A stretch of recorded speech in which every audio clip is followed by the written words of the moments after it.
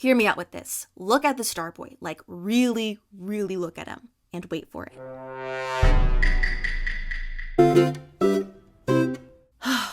Guys, there are few things that miff me more than missed potential in media. Like if a project or an idea could have been great, but then stuff gets in the way or things get deviated, and it just becomes super mediocre. That is what happened to Disney's Wish. There's been a bunch of videos on both YouTube and TikTok getting into what Wish could have been, exploring the concept art and looking at the initial story ideas that the creative team was coming up with, but I just wanted to take a moment to ponder the fandom we could have had, as well as showcase some fan remakes, remixes, fix-its if you will, of what could have been an incredible 100-year anniversary film by Disney. It's just such a bummer because yeah, I'm more or less a Disney adult. I enjoy going to the parks, I have a Magic Key, I try to go to Disney World every year, and when I was in Disney World in November, there was Wish stuff everywhere. Even before the movie released, you can get in line to meet Asha. There were Mickey ears with a little star and Asha princess dresses, and I was like,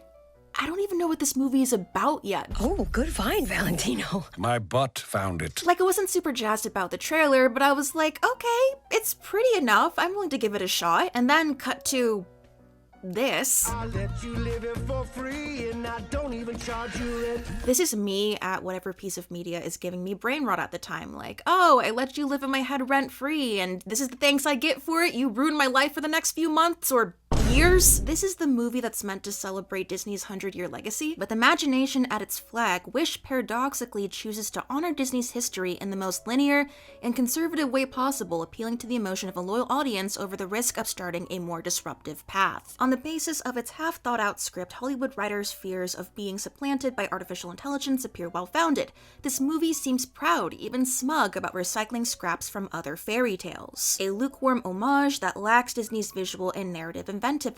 You can get the gist of it from there. Now, it's not like it's the worst movie ever made. Some people are treating it like it's the scourge of the earth and the absolute worst thing they've ever seen. And it's really not. It's just very flat. And I think, like me, people who were hoping for something more akin to Tangled, Moana, or hell, even Frozen were disappointed. Yeah, this movie feels like if someone took the bare essence of what a classic Disney fairy tale feels like, threw in some Easter eggs, sprinkled in some pop music, scraped away the magic, and then pumped it full of hot air. At first I was like, oh well, Disney the bed again, great. But then I found out about what we could have had with Wish, and I got upset. We had a good thing, you stupid son of a bitch. But before we begin, I'd just like to take a moment to thank the sponsor of today's video, Happy Clinic. Happy Clinic is an engaging, fast-paced mobile game where you can run your very own hospital, treat patients around the world, all while following the drama-filled story of a resourceful nurse. Hire skilled doctors and engineer medical equipment to develop your clinics into advanced medical centers to provide healthcare in all sorts of exciting cities. Depending on their ailments, patients will require different care, and it's up to you to step up to the challenge. And with unique hospitals in countries all over the globe, the game never stops throwing new, exciting quests for you to tackle. As you go and complete levels,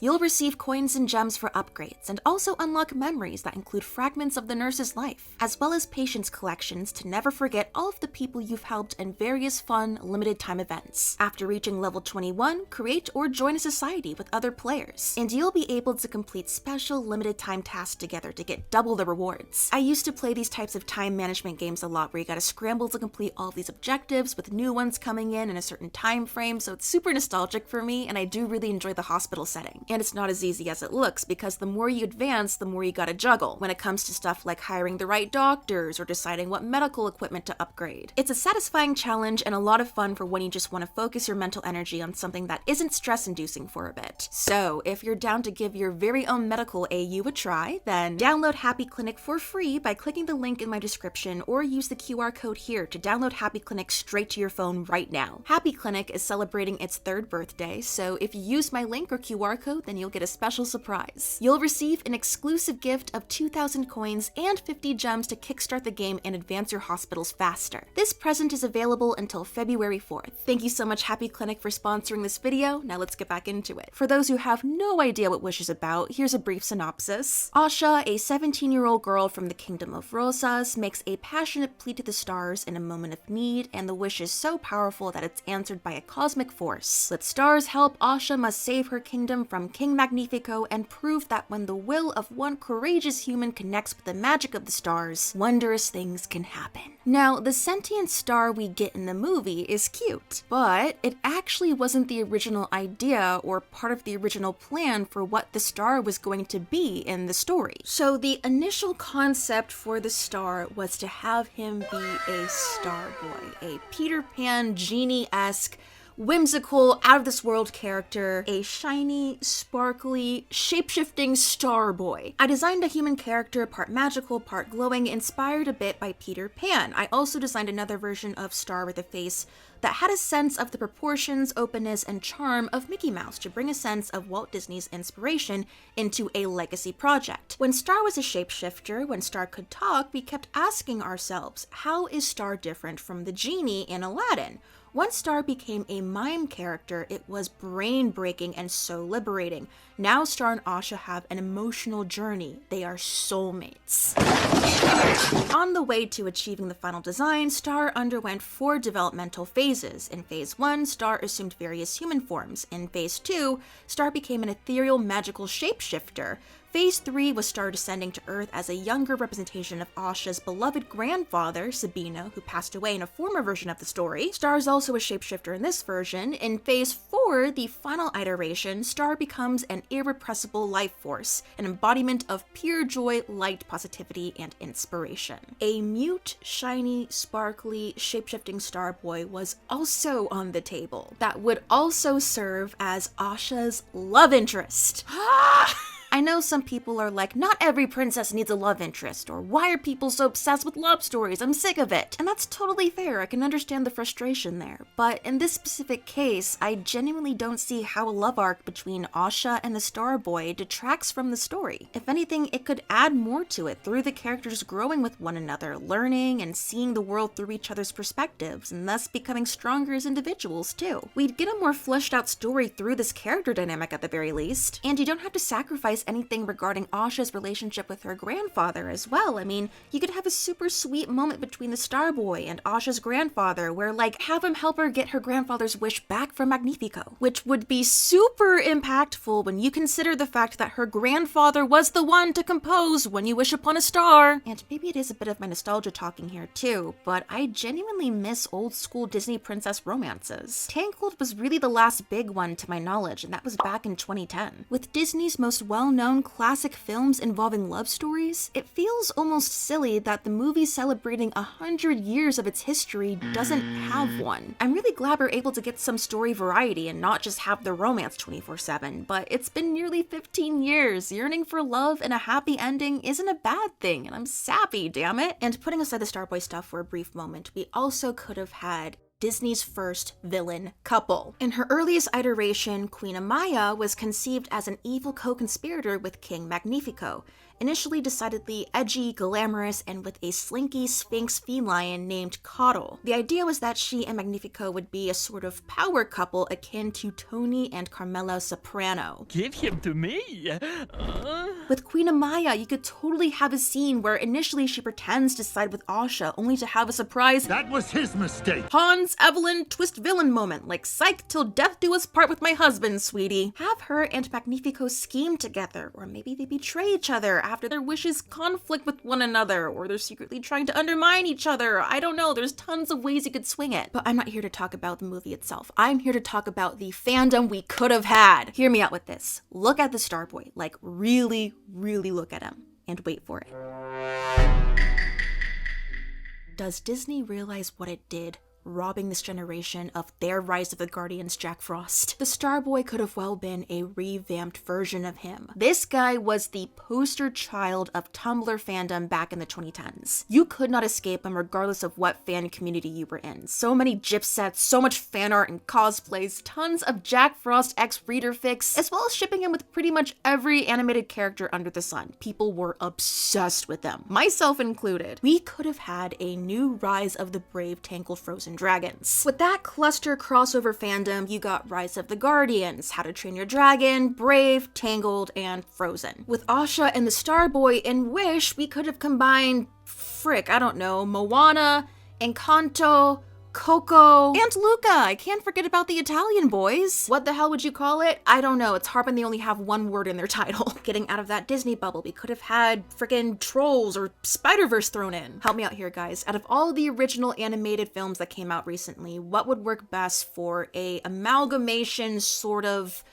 crossover fandom smorgasbord involving Wish? And you might be thinking, well, we could still have that Rise of the Brave Tangled Frozen Dragons without the Starboy and just have it with Asha and a bunch of other characters from other animated movies, but no! Do you really think that Rise of the Brave Tangled Frozen Dragons would be as successful as it was without Jack Frost? You need a pretty magical boy that fans can imprint on for this reaction to happen. He's like Chemical X. Without him, there's no Powerpuff Girls. Like, sorry, no Twinkie, mischievous magical man, no crazy fandom hysteria. If Disney decided to go with the mute Starboy concept, it would be like mixing the Sandman from Rise of the Guardians with Jack Frost. And how cute would that be? They were worried that he'd be too similar to the genie, but like, there's so many ways you could spin a wacky, lighter-than-air, effervescent character. He could still show off his sharp wit and goofiness, albeit in a different way. Hell, if you took notes out of Tinkerbell's book, who's both incredibly expressive and doesn't ever speak and is a quintessential Disney character, and combine that with genie attributes like shapeshifting, do you realize how fun that could be? Have the star want to learn what it is to be human, a la King Louie. There's so many ways you could have little Easter eggs and references to prior Disney movies with the Starboy as a shapeshifter. I mean, have him turn into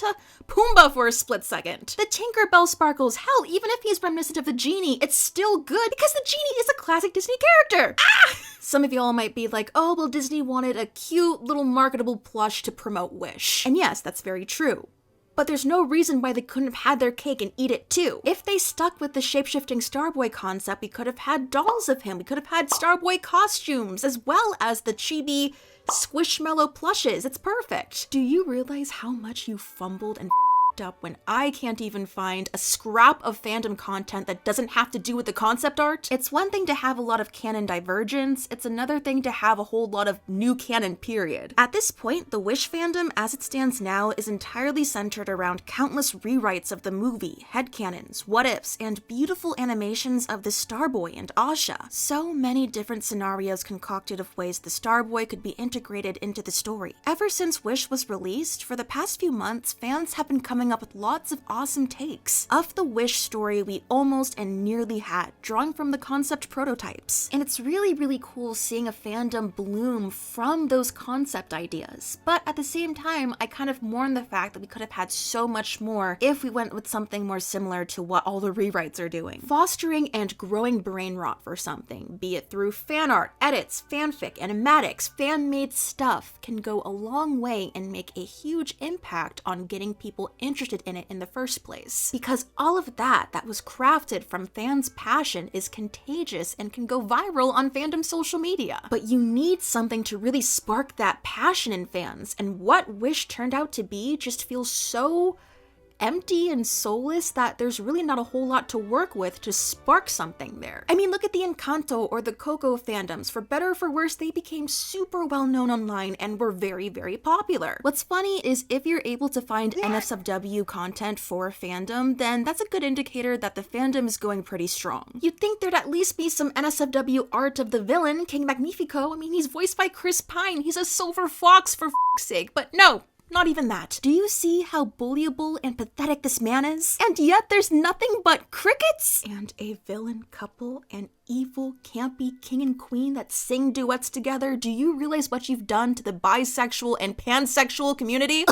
Do you know how badly I want to see this lady toss him around? Just imagining all of the cute ship art we could have had, or couples cosplays. We were robbed. Seeing other animated movie fandoms like Puss in Boots and The Last Wish, or Trolls, having super active and involved and fun fandoms makes me just wistful a bit about, wow, we could have had something really cool here with Disney. And some might sigh in relief over that, like, oh, thank God we didn't have a Disney movie fandom explosion this year. And I really can't blame them, but also I'm like, it would have been at least interesting to see in passing, you know? Wish came so close to giving us a bona fide fandom to freak out over. And what do all these movies have in common that gave them fandoms? Intriguing character-driven stories, themes and concepts that tug at your heartstrings and elicit nostalgia without relying on blatant Easter egg bait? Refreshing, relatable vibes? Actual characters with personality and charm that give you something to work with and you can latch onto as a fan to make your whole personality? Because, let's be honest, the characters could use some serious padding. Asha is pretty much the same from the movie start to finish. And it blows because she has such a cute design. Her learning to become a sorcerer and harness magic is a sweet premise. The Sorcerer's Apprentice and the Starboy. Through her helping and teaching the Starboy about how humans see wishes, the world in general, and also the Starboy sharing his perspectives, maybe there could be something akin to Hadestown, like one saw the world for how it is and the other saw the world for how it could be. You'd get some serious satisfaction in seeing their growth rather than having her just stay static. Tie in the message of to wish is to be human, with the power to make your wish come true existing inside of you. Have Asha ask the Starboy what his wish is, only to have him confusedly reply, I've never thought about it before, and get that to be part of his whole character journey. I have a very half-baked brainworm of a theory that even though they were movies and therefore their fandom lifespans weren't going to last super long compared to media that is continuously releasing new content, they could have lasted longer and had more of a momentum if there was a ship to keep it going. Not to say that those movies should have romantic ships, because, I mean, that's not the point of them, and I don't think it really worked very well either way. What I am saying is that if Wish had the power of the Encanto and Coco fandoms in their heyday, plus a romantic ship that people could get into, who knows how big that fandom could have been. We could have spun ourselves into a new Disney renaissance. All the little fandom inside jokes we could have had too. I'm picturing like that scene from Lilo and Stitch where Lilo's like, please send me a nice good angel to be my friend, and then cue the Starboy like, ha ha ha ha ha ha. I'm coming up with imaginary AUs and canon divergent fics and fix-it fix as we speak for a hypothetical wish that never happened. For my own little headcanon rewrite thing, I'm picturing something almost akin to one of my favorite pieces of media ever, Stardust, the movie based off of Neil Gaiman's novel about a star that falls to Earth and gets involved in kingdom shenanigans, succession drama, witchcraft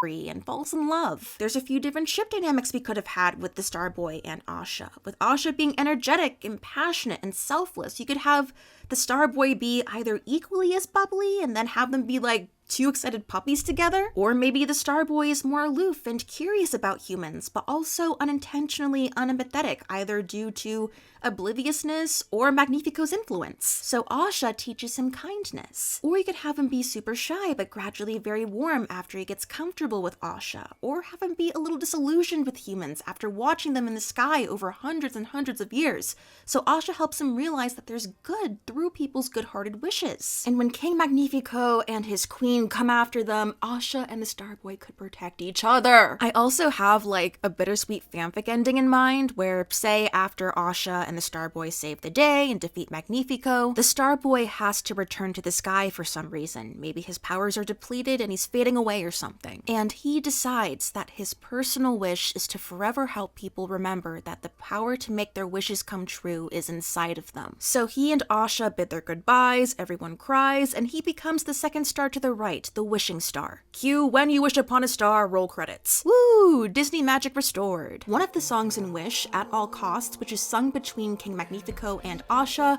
kind of threw some people off because they felt like it was more of a love song. And if you take a look at the lyrics, yeah, we can see where that comes from. Some might say that the lyrics could be interpreted as platonic, like between a parent and a child, and yeah, I could see that. But the weird part is, in this context, it's sung between Magnifico, the villain, who's potentially taking Asha under his wing as a student, and Asha, our hero and prospective student. They're not close enough or bonded enough to the point where this song would make any sense. Allegedly, it was supposed to be a duet song between Asha and the Star Boy. I Love You was turned into I Promise You, and animatic makers ran with it. Seriously, just enjoy this brief montage of a whole bunch of Wish animatics because they're all so good. Links to all of them will be in the description. I'm also getting Thumbelina Let Me Be Your Wings vibes with this, and I love it! Between all animators on YouTube legit have a full movie by the end of the year if we keep at this pace. I'm seeing so much Jack Frost here. It's so good. Well, thanks for watching. What is your take on all of this? Do you have any ideas for your reimagined version of Wish? If so, you can leave them in the comments. And then people can add on to them and can kind of have like a collection of what ifs for Wish. Thank you so much for watching. I wish you a very good rest of your day, and I will see you in my next video. Bye!